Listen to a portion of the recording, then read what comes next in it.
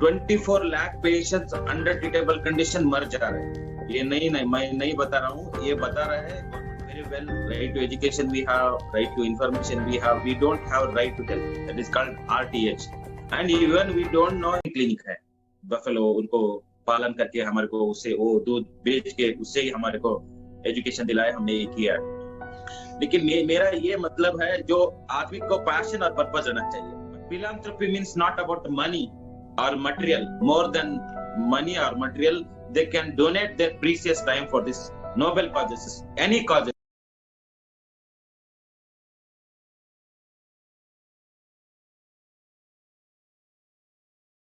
So hello everyone, I'm Bhupendra Pantola, and today I'm conducting an interview with one of the stalwarts, we can say, when it comes to philanthropy and medical catering to the public.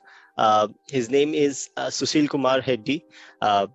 He is also famously known as Mobile Doctor or Doctor in Wheel, Doctor on Wheel in Wheels.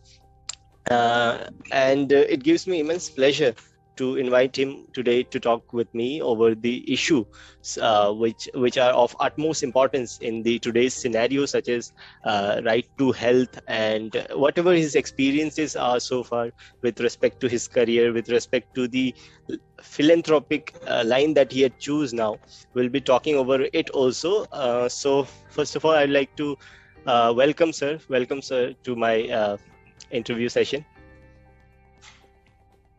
Thank you, Bhupendra. Thank you. Namaste. Namaste, sir. Namaste. So, sir has been doing this work since 2011, and earlier he has left his government job. He is a doctor. He has left his job in order to pursue and in order to cater the society for the best of the society. So far, he has conducted many health camps. He has catered over 120,000 people. He has treated them and in a way saved their life. He has been recipients of many awards, including in the year of 2018 recipients of award from Vice President of India. He has received awards, and be it public servant awards or other awards with respect to the health lead campaigner, BCLIP civic leader, global citizen, spiritualist, and political reformer. These are the tags that we can give him, because somewhere he has been associated with all these things. And so, sir, let me begin with saying that I was listening to your interview on Mirror Now, I guess, and where you answered that in 2010 you encountered an individual who was, I think, in a very miserable condition. Accident had just happened, and then you treated him, and then your journey began for the philanthropic work that you are doing these days. But I want to ask, was there some sort of element since the beginning?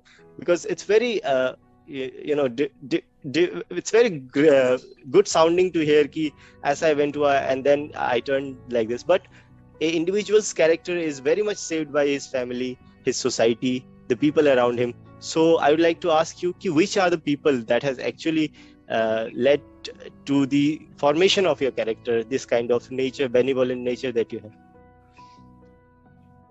The thing is, many people are, some accidents, or they are ill, they are prone to ill, they are having so many problems. But when we personally help them, we treat them, they feel like a god. Some people say it's as a nature, as a part of to do being a responsible citizens. But that patient, that accident victim, we supported them. Some first aid medical care, they are literally crying. Her mother is literally crying. That time she says, no, you मेरा बच्चा का तुम्हारा जान save कर लिया, ऐसा किया। बहुत मुझे इमोशनल हो गया, उन्होंने रो रही थी। फिर लगा इतना इम्पैक्ट होता है, मुझे पता नहीं है। एज ए सिटीजन मेरा काम किया था, मैंने चला गया था। फिर भी लेकिन फिर मुझे लगा ये छोटे छोटे काम भी इतना इम्पैक्ट होता है, तो why not I start my car into a mobile clinic, means to gather some other medical equipments on my car. Then I started searching for the space in my car. In car dicky space, I purchased few medical equipments like BP apparatus, glucometer, thermometer, ECG machine. And recently in COVID first and second wave, I purchased oxygen concentration machine, oxygen cylinder. वो carry करके कहाँ जहाँ need रहता है, हर दिन हम सुबह 8 बजे से रात को 8 बजे तक हम काम करते थे. हर दिन we are treating around covid situation तो 25-50 पेशेंट्स हम देख रहे हैं. Before covid we are treating 80 to 100 patients in a day in a masses like doing a camps like that. मुझे लगता है health care is a human fundamental right होना चाहिए, इंडिया में नहीं है. क्योंकि you know very well, right to education we have, right to information we have, we don't have right to health. That is called RTH. And even we don't know, even I asked many MPs and MLCs, they are saying, what is this? Right to health. What is that? ऐसा ही पूछता है, उसको पता ही नहीं है. क्योंकि उन्होंने ही कानून बनाना है, ये बिल्स उन्होंने पास करना है, उनको अवेयर नहीं है. लेकिन जो डेवलप्ड कंट्रीज है, डेवलपिंग नेशंस बोलते हैं, Cuba, Canada, Philippines, Germany, they have healthcare is a human fundamental right in their country. They are spending more than, you know, हमारा GDP में only we are spending only 1.2% of our GDP for healthcare. ये बहुत कमी है. Minimum 6% spend करना है. Because क्यों health infrastructure को पैसा ज्यादा GDP में इन्वॉल्व करना है बोले तो every year 24 lakh patients under treatable condition मर जा रहे हैं. ये नहीं मैं नहीं बता रहा हूँ, ये बता रहा है गवर्नमेंट ऑफ इंडिया ने उनका वेबसाइट में. 24 lakh patients under treatable condition मर रहे हैं. बोले तो ट्रीट नहीं कर पाते तो कितना पेशेंट्स है. देखो हर महीने 2 लाख पेशेंट्स मर रहे हैं. उसके लिए कुछ सॉल्यूशन चाहिए ना. ऐसा डेवलप्ड कंट्री में हम बड़े बातें करते रहते हैं, ऐसा हो जाएगा, ऐसा हो जाएगा. लेकिन पैंडेमिक में हर एक को भी प्रॉब्लम हो गया. फर्स्ट वेव में भी होगा, सेकंड में भी हो गया, अभी थर्ड वेव में भी ज्यादा. It's spreading is more. Many patients are suffering and not severe. In third wave, we are feeling like that. But I hope it's good thing. उसके लिए हमने सोचा, उसके लिए हमने ये प्लान किया था, right to health yatra. Right to health yatra is a nation wide yatra from Bangalore press club to Kanyakumari to Kashmir to Delhi. Around it's a 45 days to 60 days journey, round about. And through that, we are conducting free consultation, free basic medicine, free follow, and free referral to the specialty care. Through that, we are raising awareness. We want right to health in India because many people, मेरा भाइयों बहनों माँ बाप जो है वो सभी मर रहे हैं because they cannot afford basic medical care. Even in remote area, अभी कैसा लगता है. अभी 45-50 किलोमीटर में रेडियस में एक क्लिनिक भी नहीं है, एक हॉस्पिटल भी नहीं है, एम्बुलेंस भी नहीं है, ट्रांसपोर्टेशन फैसिलिटीज भी नहीं है. ऐसे गांव बहुत है इंडिया में. उनके लिए सबको ये जिम्मेदारी होता है, ये सरकार की जवाबदारी होता है. किसी का गवर्नमेंट रहने दे, कौन सा भी गवर्नमेंट रहने दे. ये पक्षपाती का ऐसा नहीं बता रहा हूँ, किसी का धर्म, किसी का पार्टी का रहने दे, सबको लिए चाहिए राइट टू हेल्थ. किसी आदमी को कुछ तकलीफ होता है तो उसको हेल्थ फंडामेंटली देना ही पड़ता है. आर्टिकल 21 एक्ट में राइट टू लाइफ है, नॉट राइट टू हेल्थ. उसके लिए सेपरेट बिल होना चाहिए. जैसा राइट टू एजुकेशन बिल हुआ है वैसा ही राइट टू हेल्थ बिल होना चाहिए. उसके लिए हमने सारे जहां से शुरू कर रहे उधर जाके जब एक्टिविस्ट, एनजीओ, एमपीज, एमएलएस को मीट करके हमारा प्रपोजल और हमारा जो ये डिमांडिंग ये है बुकलेट को देख के उनसे साइन लेके, और बहुत एनजीओ, बहुत स्टूडेंट ऑर्गेनाइजेशन भी सपोर्ट कर रहे हैं हमारा यात्रा को. ओके सर, और आपने बहुत सही बात कहा सर कि जैसे जो एसेसिबिलिटी है मेडिकल फैसिलिटीज के, specially in terms of doctor, हमारे कंट्री में काफी पैथेटिक है condition. If you look at the other countries in like US and all, they have 2 to 3 doctors every 10,000 population, every 1,000 population, where is in India 1 lakh लोगों में 1 doctor होता है. So it's obviously very pathetic condition. And when it comes to the availability of doctor also, around 75% plus जो doctors हैं वो urban society में या फिर अर्बन एरियाज में. एंड वेयर एज केवल 30% अराउंड पीपल है जो अर्बन एरियाज में रहते हैं, बाकी 70% के लिए लेस देन 25% डॉक्टर्स अवेलेबल है, and that's a very think something we should be thinking about. And apart from this sir, मैं आपसे ये पूछना चाहता हूँ कि जैसे आपने जो बातें कही कि एक राइट टू हेल्थ होना चाहिए, जो कि बहुत जरूरी है, होना भी चाहिए. सर मैं ये पूछना चाहता हूँ कि राइट टू हेल्थ अभी नहीं है, हम मानते हैं ये बात, लेकिन जैसे सर कुछ वेलफेयर स्कीम्स होते हैं, जैसे इंश्योरेंस होता है, आयुष्मान भारत स्कीम्स है, या फिर अलग अलग स्टेट्स के अपने स्कीम्स होते हैं. तो सर ये सब स्कीम्स क्यों, जो जैसे आपने जो डेटा बताया कि हर महीने 2 लाख लोग मरते हैं, why are these functionings from the government are not able to prevent these deaths? So what is the lacking in this sort of principles?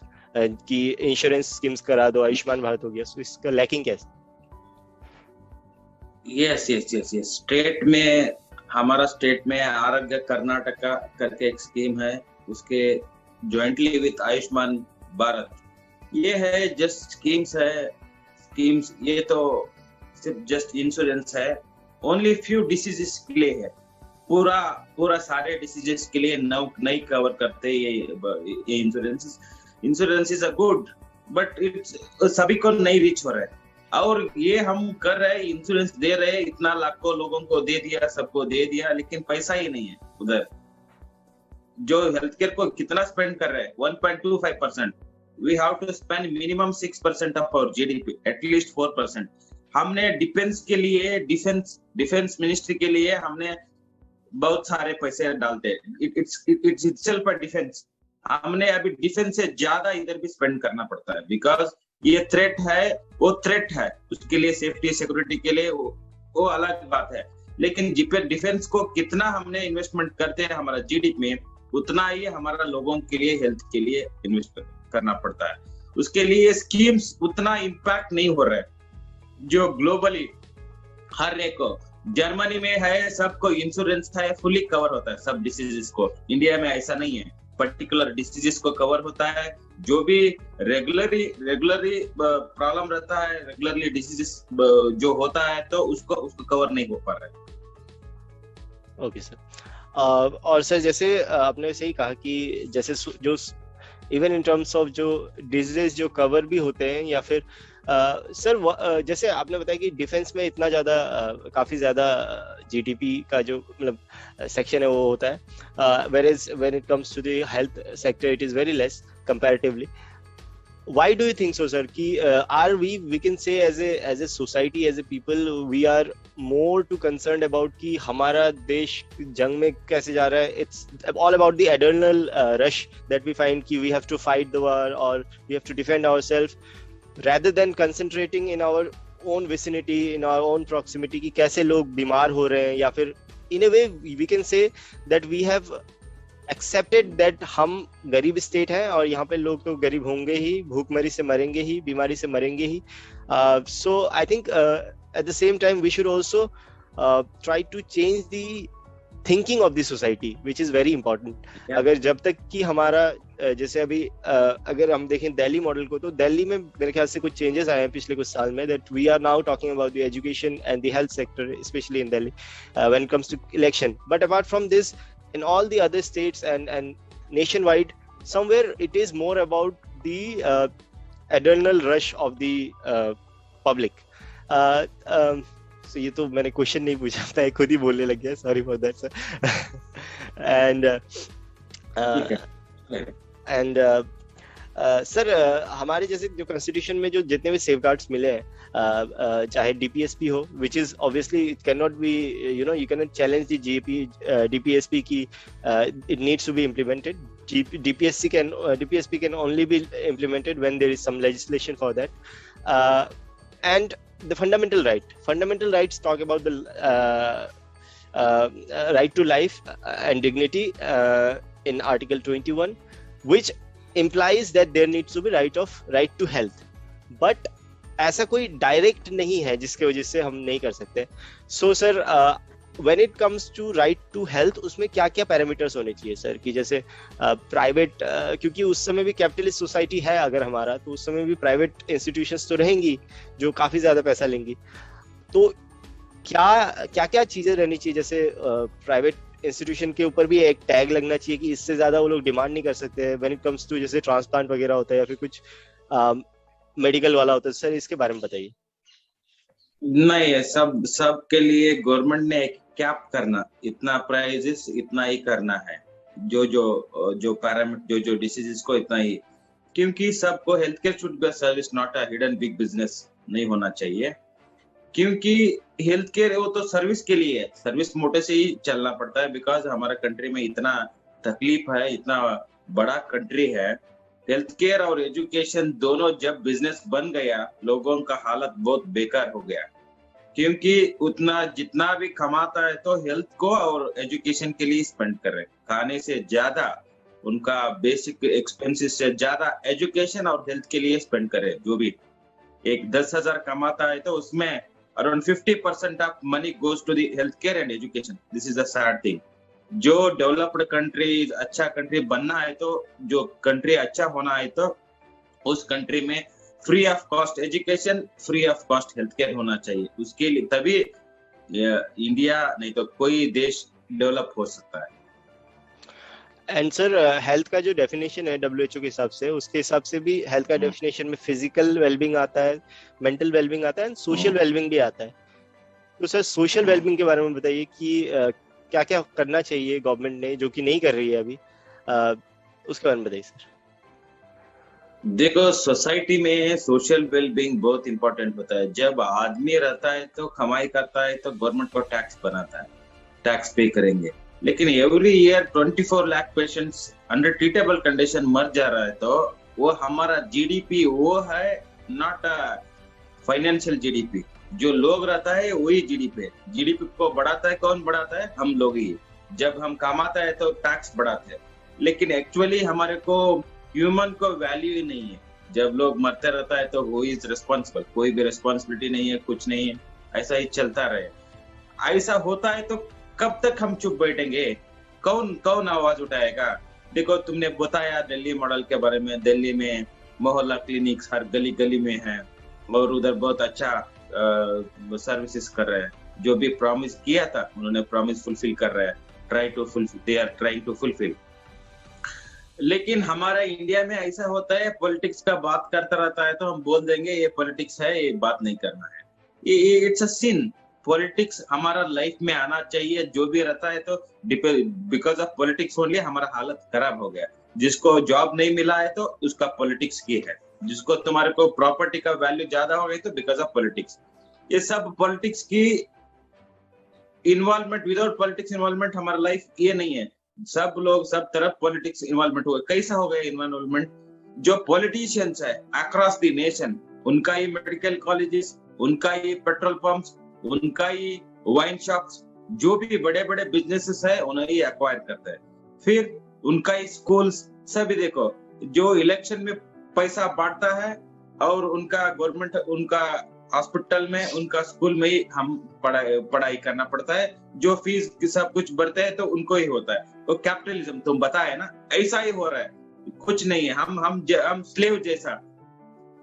हम स्लेव जैसा कमाई करना, उनको दे देना, ऐसा हाल हो गया। हाईली एजुकेटेड पीपल भी ऐसा ही सपोर्ट कर रहे हैं। वो सैड लगता है मुझे, क्योंकि मैं अच्छा हूँ, सब कुछ हमारे को अच्छा है, बहुत लोगों को भी अच्छा है, लेकिन ये देश का सोचा तो ये इंडिविजुअल का, हर धर्म पार्टी का नहीं है।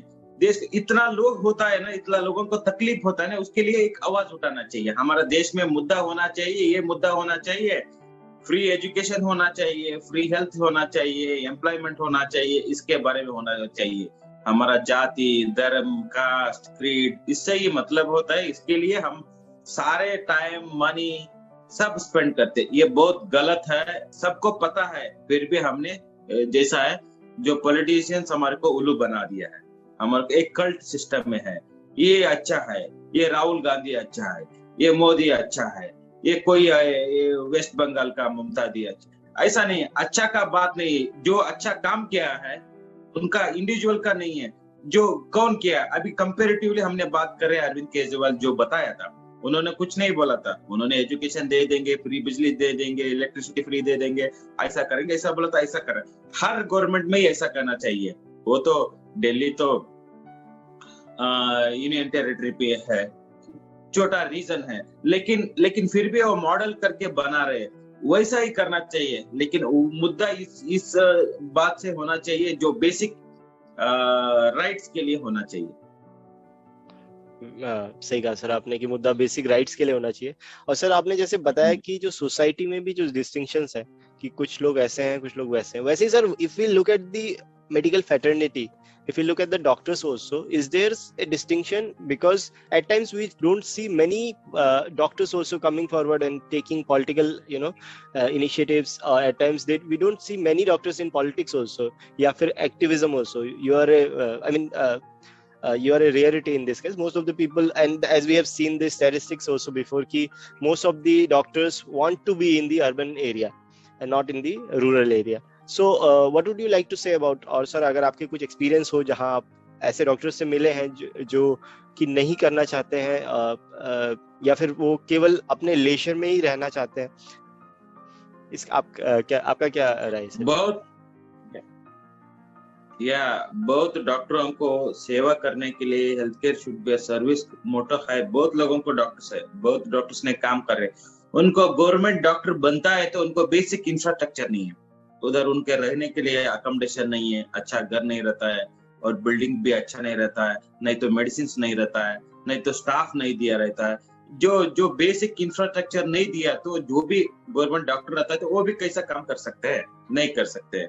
इसके लिए हम चूज कर रहे हैं, इलेक्टोरल पॉलिटिक्स में हमने चूज कर रहे हैं किसको चूज करके, गुंडागर्दी जो रहता है ना उसको ही हमारे को इलेक्शन में जीत रहे हैं, उनको ही पैसा डाल के वो पैसा इन्वेस्ट करता है फिर विन हो जाता है। जो highly educated people, software engineers, doctors, जो एजुकेटेड है वो पॉलिटिक्स पे नहीं आता है, क्योंकि पॉलिटिक्स पे आना चाहता है लेकिन उनको पता है हम नहीं जीतेंगे करके ऐसा सोच है उनको।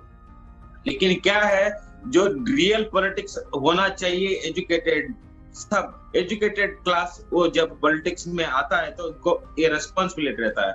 ये अनएजुकेटेड अनपढ़ गवार लोग ने इलेक्ट किया तो उनको पता नहीं है, जस्ट उसको पैसा इन्वेस्टमेंट करना, वो जो बिजनेस जैसा जो पार्टी है, पॉलिटिकल पार्टीज है, जो एक प्राइवेट लिमिटेड कंपनी जैसा बिजनेस एंटिटी जैसा काम करते रहता है, जो इस बार इन्वेस्टमेंट करना, इतना कमाई करना, उसका लोगों का सोच नहीं रहता है, उनका रेस्पॉन्सिबिलिटी भी नहीं रहता है, क्योंकि उन्होंने पैसा डाला है, पैसा ये कर रहे हैं। विदाउट इन्वेस्टमेंट, पॉलिटिक्स में पैसा इन्वेस्टमेंट जब होता है तो तब कुछ काम नहीं होता है। दिल्ली में हुआ है, वो सभी पब्लिक फंडेड मनी से ही दिल्ली में पॉलिटिक्स बना के किया, कैंपेन करके उन्होंने कर दिया। जब उन्होंने हाथ से ही कुछ ब्लैक मनी सब कुछ डाल किया तो वो नहीं कर पाते थे, क्योंकि जो लोगों का पार्टिसिपेशन है उसमें, उससे ही अच्छा हो रहा है। Politics is most important thing for this all the things, जो पॉलिटिक्स में ही ये बन जाता है। ये कानून बनाना चाहता है तो हमारे एमपीज लोकसभा में ये राइट टू हेल्थ बिल के लिए आवाज उठाना चाहिए। जो अपोजिशन पार्टी तो एटलीस्ट आवाज उठाना चाहिए। तो कांग्रेस बोला था राइट टू हेल्थ हम आए तो लेके आएंगे, लेकिन ऐसा ही है जब था उन्होंने जब गवर्नमेंट में था तब नहीं किया, जब नहीं है तो हम करेंगे, वैसा ही रहता है इनका। अभी बीजेपी है, वो तो कर सकते हैं, कुछ भी कर सकते हैं, लेकिन क्या उसको पॉलिटिकल विल चाहिए, उसको रिस्पॉन्सिबिलिटी चाहिए। हमारा ये हक है, ये सब हक कब बनता है, हक ये कब मिलता है बोले तो जब तक हम आवाज नहीं उठाता है इंडिविजुअल्स। जो लोग हम हाईली एजुकेटेड है, बहुत लोग स्टूडेंट्स है, हमारे यूथ है, युवा तो देश में तो अराउंड 60-70% यूथ है। हम मन किया तो अभी तो सोशल मीडिया ट्रेंडिंग है, सोशल मीडिया में तो बहुत पावरफुल टूल है, वो यूज करके ट्रेंडिंग किया तो हमारे को राइट टू हेल्थ चाहिए बिल। जब आवाज उठाए तो लोग सपोर्ट करते हैं, तो जो पॉलिटिशियंस भी सुन जाएंगे। Okay sir, and when it comes to sir Congress, I think कल मैं एक हिंदुस्तान टाइम्स का एक आर्टिकल पढ़ रहा था, तो उस पे मेंशन था कि शायद इस मार्च के जो बजट सेशन होगा उसमें बिल ड्राफ्ट करने वाले स्टेट असेंबली में राजस्थान के Ashok Gehlot government, right to health bill. Let's see how it goes sir. And अभी तक तो उन लोगों ने यही बोला है कि it will cover right of the patients, their attendants and health care providers. तो इसमें काफी इंक्लूसिव लग रहा है अभी तो. Let's see what how it goes.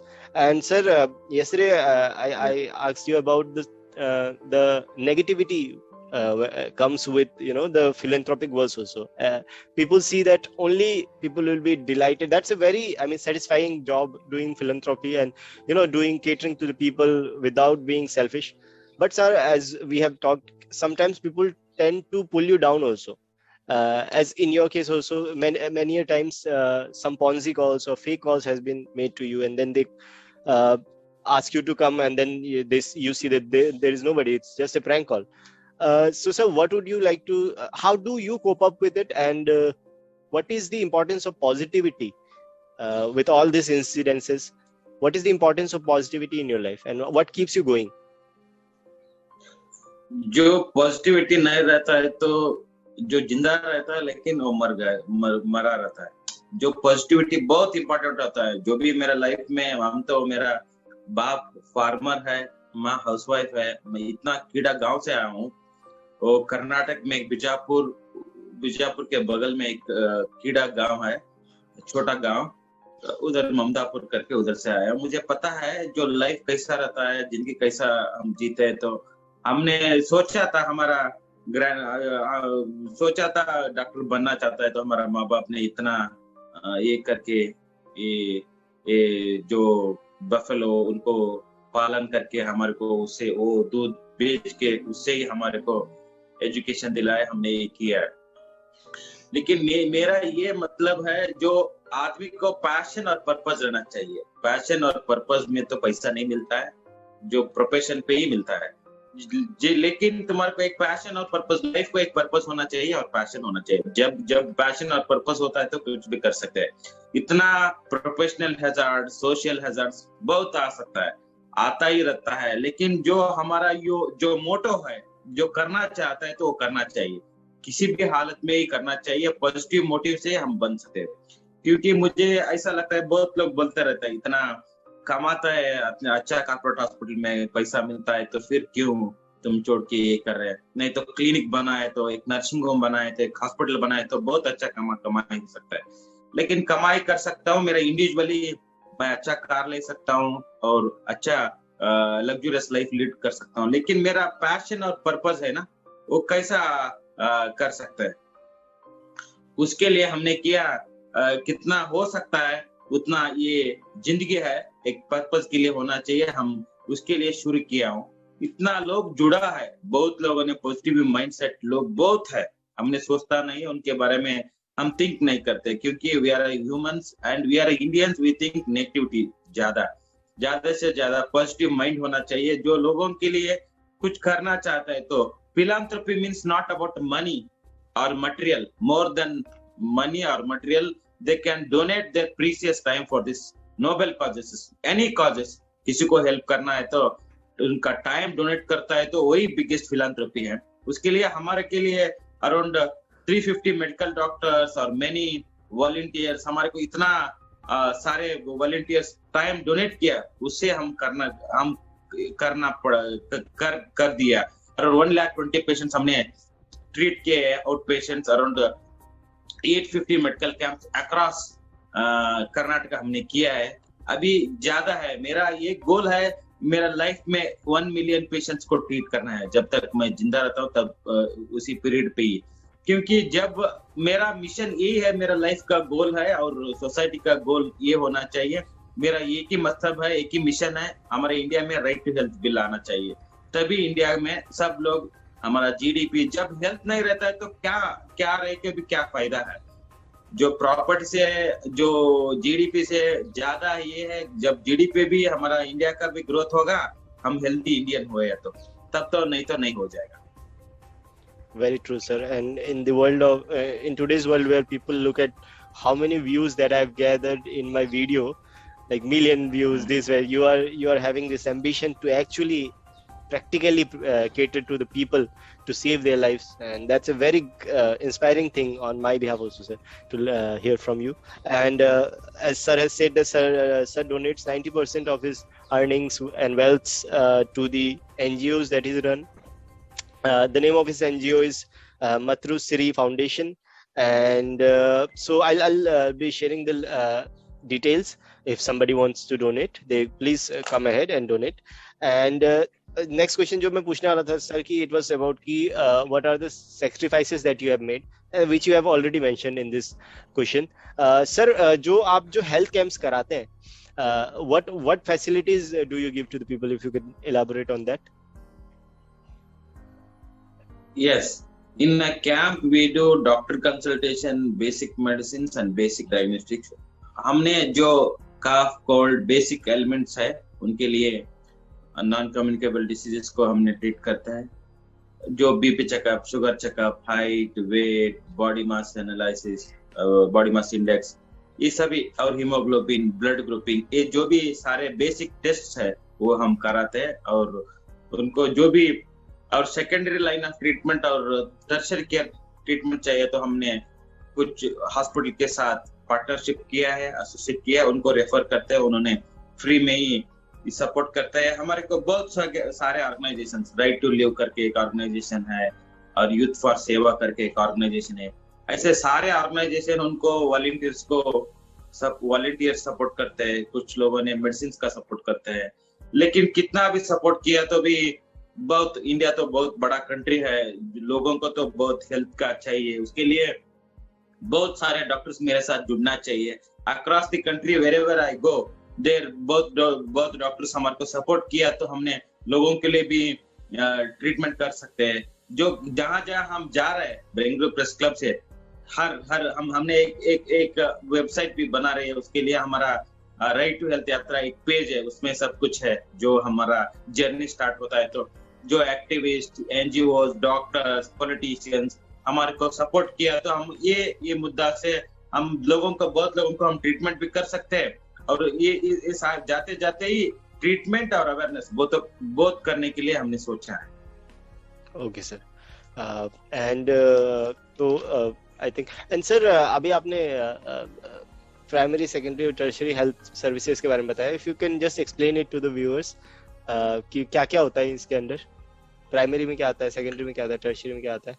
Primary में जो तो कफ, कोल्ड, बेसिक एलिमेंट्स रहता है. सेकेंडरी में तो कुछ ऑपरेशंस रहता है तो हमने गवर्नमेंट हॉस्पिटल नहीं तो प्राइवेट हॉस्पिटल को रेफर करता है. छोटा मोटा ऑपरेशन रहता है तो टर्शियरी केयर तो इमरजेंसी केयर रहता है, तो इमीडिएट केयर रहता है तो उनको टर्शियरी केयर, बिगर हॉस्पिटल, कॉर्पोरेट हॉस्पिटल नहीं तो अच्छा गवर्नमेंट हॉस्पिटल को हम रेफर करते हैं उसी से. Okay sir. और सर एक तो एलिमेंट डिजीजेस का अगर सेग्रीगेट करें, उसको डिफाइन करें तो दो एलिमेंट्स में हम डिफाइन कर सकते हैं. एक तो हो गया लाइफस्टाइल की वजह से और एक हो गया पॉवर्टी की वजह से. And sir it is said that poverty वाले जो डिजीज होते हैं वो ज्यादा कम्युनिकेबल होते हैं. And sir if you look at our health structure, it's a pyramidal structure कि पहले जो नीचे डिस्ट्रिक्ट लेवल उस PHCs होते हैं, फिर डिस्ट्रिक्ट लेवल के हॉस्पिटल होते हैं, फिर स्टेट लेवल. तो sir after giving this structure and having all this provisions, still why is this communicable disease very much prevalent in the rural society or the poor society, poor strata of people? नहीं है. जो cleanliness नहीं रहता है, लोगों के लिए खाने के लिए भी तकलीफ रहता है. खाने के लिए उनको जो कमाई रहता है डेली वेज लेबरर्स को अराउंड 300 रुपीज रहता है. उसमें तो उनको अराउंड 150-200 रुपीज उनका घर के लिए एक्सपेंसेस होता है. हेल्थ केयर के लिए स्पेंड नहीं कर पाता है, मेडिसिन अफोर्ड नहीं कर पाते हैं. और ये जो भी है लोगों के लिए बहुत कॉस्टलीस्ट है मैटर, क्योंकि अच्छा गवर्नमेंट हॉस्पिटल्स नहीं है. गवर्नमेंट हॉस्पिटल रहता है तो एज आई सेड डॉक्टर नहीं रहता है तो मेडिसिन नहीं रहता है, मेडिसिन रहता है तो नर्स नहीं रहता है. और विश्वास भी चला गया. गवर्नमेंट हॉस्पिटल का हेल्थ केयर लेता है तो उसके ऊपर विश्वास नहीं है लोगों के लिए, क्योंकि प्राइवेट हॉस्पिटल हो या तो अच्छा डॉक्टर, अच्छा गोली मिल जाता है, लेकिन गवर्नमेंट हॉस्पिटल पे नहीं मिलता है करके ऐसा सोच है लोगों का. क्योंकि बिकॉज वो सोच से ही लोग नहीं जा रहे. उसके लिए उन्होंने नेग्लेक्ट करते क्या कुछ नहीं हुआ है. बहुत सारे लोगों को बीपी शुगर रहता है फिर भी वो अवॉइड करता है, क्योंकि डॉक्टर जाने के बाद ज्यादा गोली लिख जाएगा और वो खर्चा हो जाएगा, मुझे कुछ तकलीफ नहीं है. ऐसा लोग है. बहुत लोगों को देखता हूँ, मुझे बीपी नहीं है, शुगर नहीं है. जो लेबर क्लास है, जो गरीब है, उनको भी है. अभी तो जैसा पैंडेमिक जैसा अक्रॉस बीपी शुगर तो सभी को आ रहा है because of lifestyle diseases and food तो कंप्लीटली अच्छा नहीं है। फूड पैक्ड फूड हो गए, हमने वो पुराने जमाने का फूड था वो नहीं है, कंप्लीटली पैक्ड फूड। और ये बहुत इससे ही फूड अडल्ट्रेशन ज्यादा हो रहा है। उसके लिए भी काम करना पड़ता है गवर्नमेंट फूड डिपार्टमेंट। जो सब कुछ हो रहा है हमारा लाइफस्टाइल और फूड से ही ये सब भी डिसीजेस हो रहे हैं। Okay sir, okay sir. तो सही कहा सर आपने कि जैसे इवन सर हम जैसे मुहावरों में बात करते हैं, हम बात भी करते हैं तो हम बोलते हैं कि अरे गरीब का लड़का है, मजबूत होगा, सब कुछ सह लेगा, जब जो कि रियलिटी नहीं है when it comes to if you look at in the scientific way. क्योंकि न्यूट्रिशंस प्रॉपर उनको नहीं मिलता है तो obviously they are not as able और as immune as the urban और द रिच पीपल। सर आपने जो आप अभी यात्रा स्टार्ट करने वाले हैं उसके बारे में कुछ बताइए सर। जो राइट टू हेल्थ के लिए आप कैंपेन करने वाले, जो यात्रा करने वाले हैं, उसके बारे में कुछ बताइए।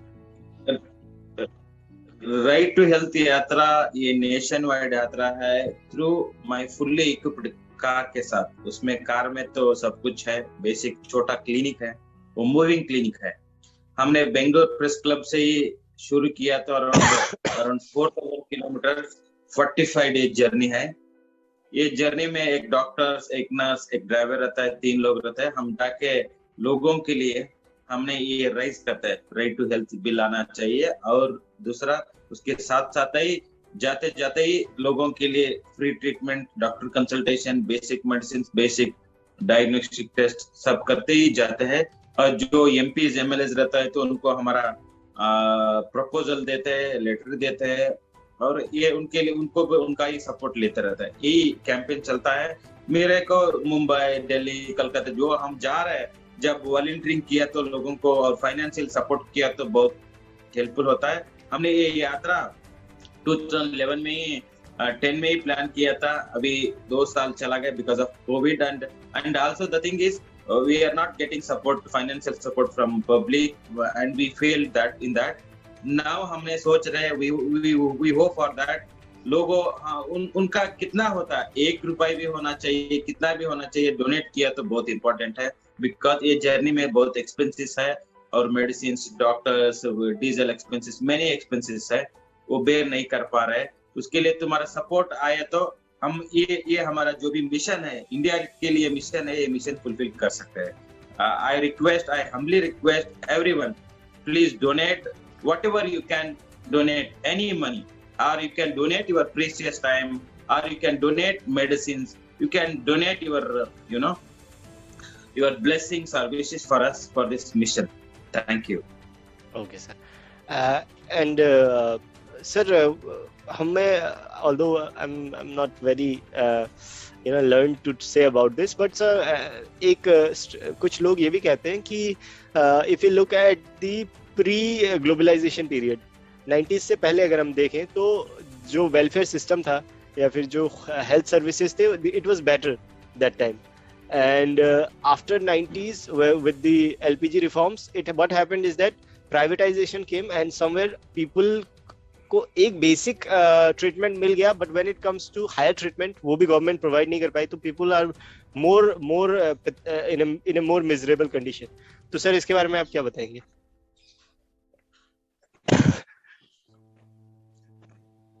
बिकॉज ऑफ दिस ओनली, क्योंकि ये गरीबी से ही ऐसा हो रहा है सब कुछ। लेकिन प्राइवेटाइजेशन से ज्यादा प्राइवेटाइजेशन हो गया, फिर हमारा हेल्थ केयर इंफ्रास्ट्रक्चर को, जो public health care infrastructure collapse हो गया, क्योंकि उधर पैसा ही इन्वेस्ट नहीं कर रहा है तो कैसा हो सकता है, डेवलपमेंट नहीं होता है। जब डेवलपमेंट होता है तो एज आई सेड प्रीवियसली, बार बार बोल रहा हूँ, जो free education, free health care जब बनता है तो तभी इंडिया का जीडीपी और इंडिया बढ़ेगा। जब तक नहीं हमने स्पेंड नहीं करता है तो, और यूथ के लिए जॉब चाहिए, यूथ के लिए जो भी करना चाहता है तो उनको सपोर्ट चाहिए, मोर देन फॉर्मल एजुकेशन। ज्यादा से ज्यादा उनको सपोर्ट चाहिए, जो भी उनका प्लान रहता है, आइडियाज रहता है। अभी स्टार्टअप तो बूम हो रहा है, लोगों को बहुत सपोर्ट ऐसा हो रहा है, लेकिन फाइनेंशियली उनको आइडियाज, और ये नहीं हुआ तो कैसा हो सकता है, नहीं बढ़ सकते। एंड सर लास्ट क्वेश्चन पूछूंगा कि sir, we see obviously there is this social structure and obviously there is this caste thing that happens in our society जिसके वजह से भी at times caste also hampers the accessibility to the medical services and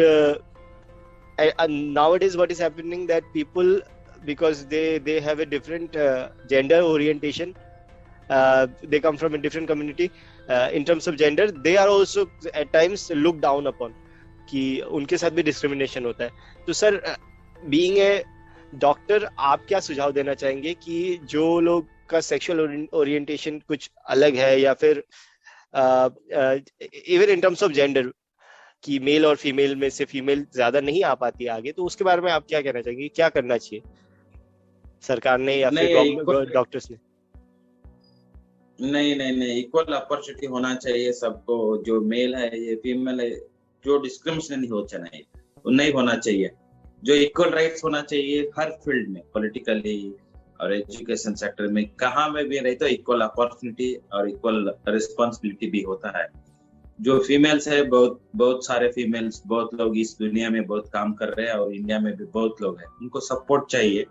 जैसा mail को support हम देता है society, वैसा ही फीमेल को सपोर्ट किया तो उन्हें भी बहुत अच्छे काम और अच्छा पोस्ट में, और पॉलिटिकल में भी 50% ऑफ रिजर्वेशन होना चाहिए वुमेन्स के लिए.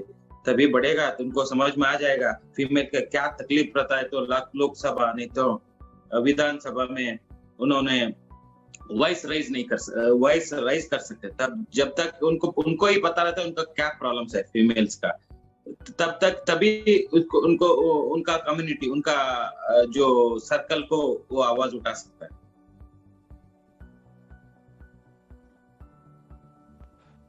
Very well said, sir. And especially when it comes to women's, हम देखते हैं कि हमारे चाहे वो मैटरनल मोर्टेलिटी रेट हो या इन्फेंट मोर्टेलिटी रेट हो या स्टेल चाइल्ड हो, ये सारी चीजें हमारी काफी खराब कंडीशन में है. Hopefully this will get better with initiatives from people such as you, with the